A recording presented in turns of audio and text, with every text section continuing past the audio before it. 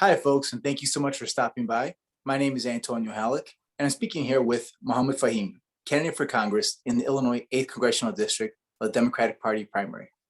Today, we thought it would be a good idea for us to share a little of Mohammed's ideas around our veterans, with Veterans Day right around the corner. How you doing today, Mr. Mohammed? I'm doing pretty good, Antonio, and thank you for setting this up. Oh, it's my pleasure. My pleasure. Looking forward to it, Mohammed.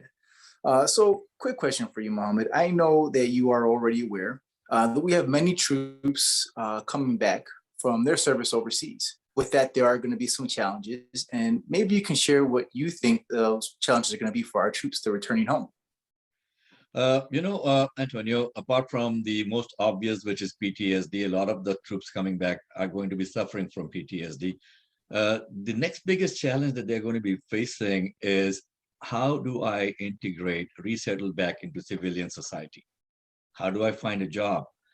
What do I need to do in order to upgrade my skills? Again, those are going to be the fundamental challenges that they're going to be facing. When you are in the service, you have this camaraderie, and I've heard a lot of veterans talk about that. They come back out and they don't see that, they don't find that in civilian society. So that's going to be, some of those challenges. That's interesting, that perspective, because not being part of the military, I would imagine many of us probably would never even thought about that. How did you learn about this concern that some of these veterans are facing? Well, I have been working with veterans for the last almost 15, 20 years now in workforce and economic development that I've been doing. I've been around veterans. I've got family who are veterans. And that is where I am learning straight from them. Yeah, what are the challenges that you are facing? And to a person, they tell me that these are some of the challenges that we are facing. So it's not reading a book or, reading an article somewhere. It's actually talking to veterans who have come back. It gives you, I think, a very unique perspective and a really strong ability to be able to go ahead and do the right thing for our veterans. Mohammed, maybe you can share some of your plans for the future when you are in Congress. What you think you might be able to do to help out our veterans, and maybe even share a little bit about what you've done in the past. I'm glad you're asking that because, again, working with veterans for so many years now, I found that the biggest challenge was how do they translate their MOS, which is their military occupation skills, the skills that they learned while they were in the services, into language that a civilian can understand. So when someone says that I was an E7 or E8 or E9, what does that mean to an employer in the civilian sector? I'm pretty sure you don't know what those designations stand for, do you? No, I don't. Yes. Great point. So a great number of people don't understand that. So what I did was I was fortunate enough to be part of a grant program when I was working with Illinois WorkNet. We had a grant to help returning veterans to get back into civilian employment.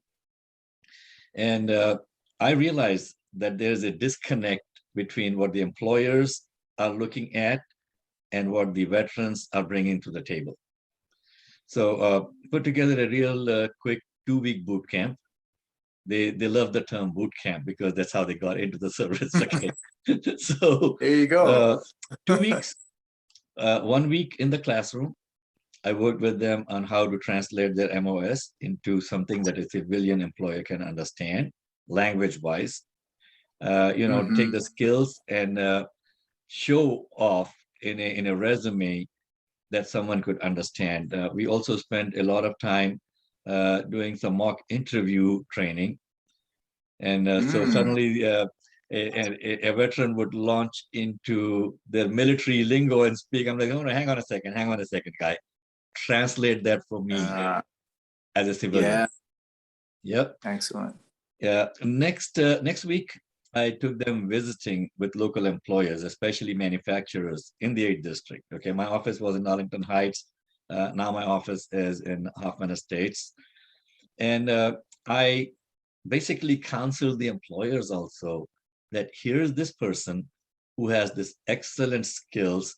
They were maintaining heavy equipment, they were driving heavy equipment, they were operating heavy equipment.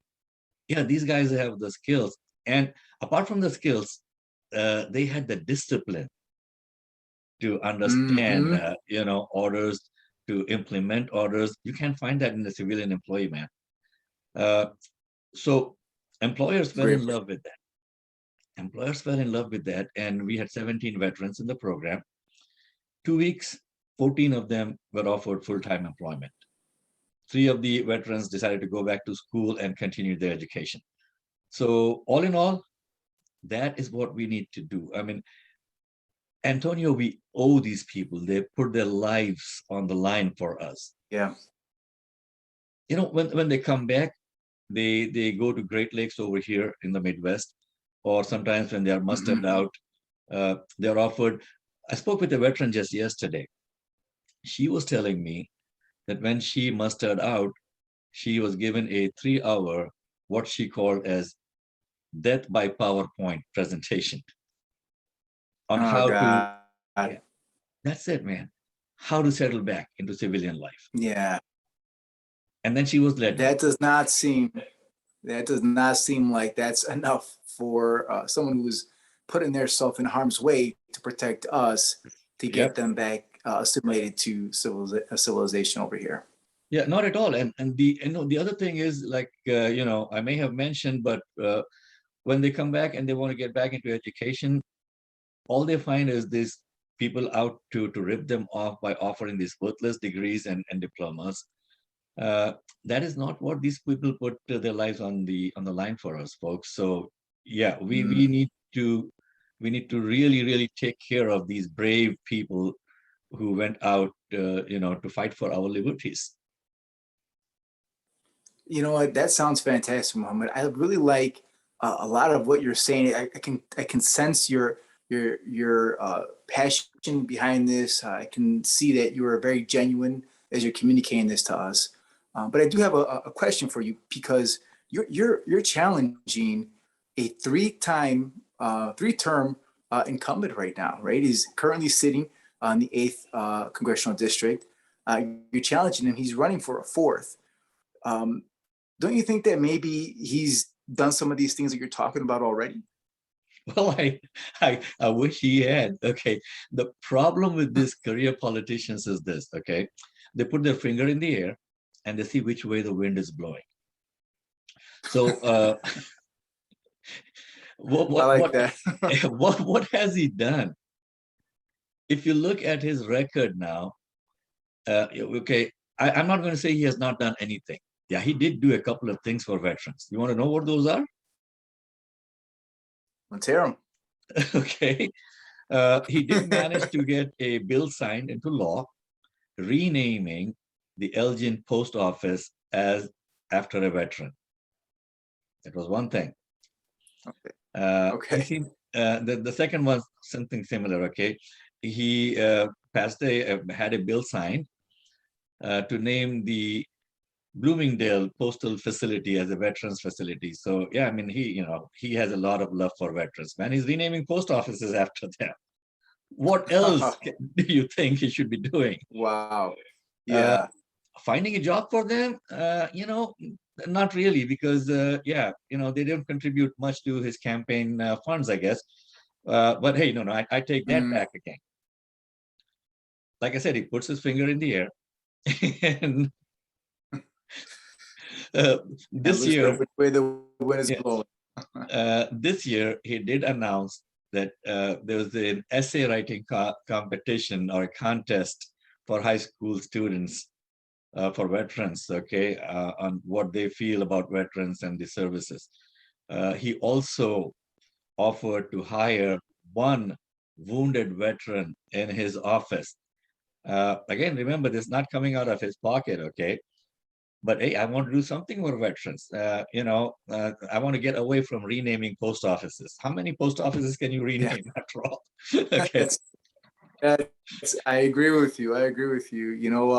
We laugh over here. Yep, Unfortunately, it's, no laughing matter, I with agree. what's going on with that. You know what, Mohammed? I agree with everything you said. I could tell you're passionate about it. That's about all the time we have today. But I want to thank you for your time. Thank you for joining me. I am looking forward to seeing you in Congress. I think you're going to be a great asset.